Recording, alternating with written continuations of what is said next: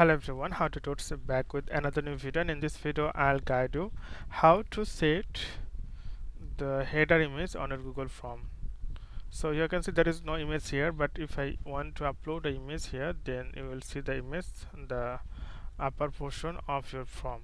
So what you need to do, you need to click here. You can see the option customize theme, and you can see header image, choose image. So you can upload some default image, party, illustration, body, or you can upload from your PC through this, or you can upload from your Google Photos. So I'm just going to upload like in the default here, like this one, and click the insert. So you can see it's uploaded already, and you will see the Google Photos, the upper portion of your form. So for example, if you send this, for example, copy, and if you send this URL to your audience or anyone, so